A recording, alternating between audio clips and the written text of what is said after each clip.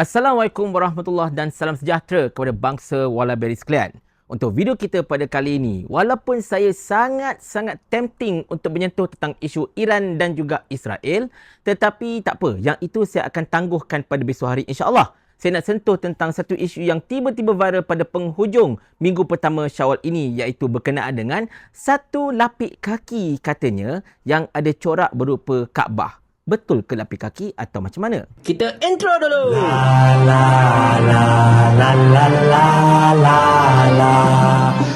Cerita dia macam ni, tuan-tuan dan puan sekalian. Kita masih lagi belum reda berkenaan dengan stokin kalimah Allah KK Mart. Kita masih lagi belum reda berkenaan dengan tapak kasut yang ada corak apa tu logo Vans yang seolah macam tulis kalimah Allah dan macam-macam lagi. Tengok-tengok tuan-tuan sekalian, baru-baru ini viral lah dekat Aeon Big dekat Johor, di mana satu lapik kaki, doormat, dikatakan mempunyai, orang kata apa, hiasan bercorak Kaabah.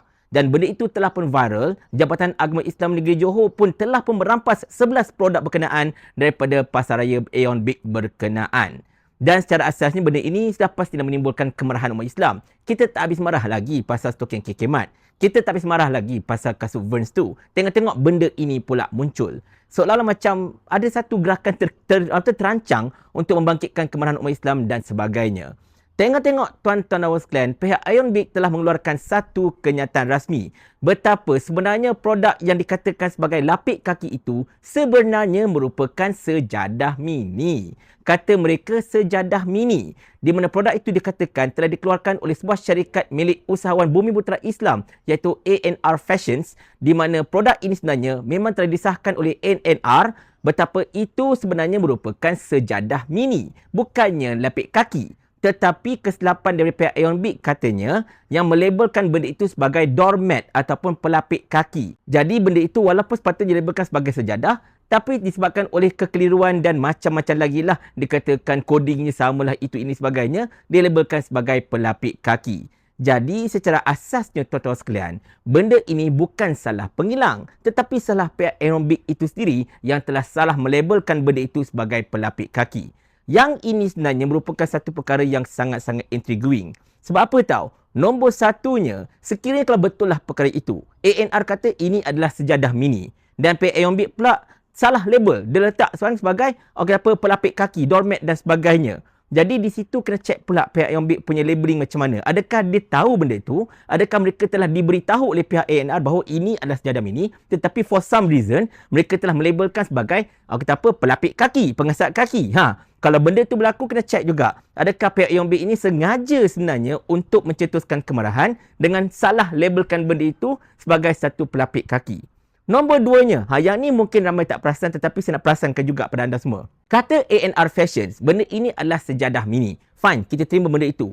Tetapi, nombor satunya, takkanlah atas nama seni pun, pihak ANR telah buat sejadah mini itu dengan reka cipta Kaabah yang tidak cukup sifat. Dia macam menyengit. Nampak tak corak dia? Dia macam menyengit tau. Dia tidak sempurna lambang Kaabah atau gambar Kaabah itu dekat sejadah itu. Itu pertama. Yang keduanya, kedudukan Kaabah itu sendiri dekat sejadah mini tersebut. Sebab kalau kita perhatikan kedudukan dia, seolah-olahnya kalau kita gunakan sebagai sejadah mini, mungkin sama ada kita akan letak kaki dekat kawasan Kaabah itu sendiri. Ataupun mungkin benda itu, benda itu macam tak sempurna lah bentuk dia kalau ikutkan. Mungkin sejadah mini ini tidak digunakan untuk dipijak ke apa-apa, ke digunakan untuk letak ke kawasan sujud ke apa-apa kan. Tetapi ialah, oleh kerana desain dia yang tanpa artistik tu, yang sangat bengek tu, menyebabkan reka ciptanya boleh mendatangkan fitnah. Tetapi itu pandangan saya sebagai seorang yang mungkin ada sedikit OCD kan. Nampak benda tu macam, apa hal macam sengit ke kanan, kemudian gambar Kaabah tu tak lengkap dan sebagainya. Macam pelik je masalahnya kan.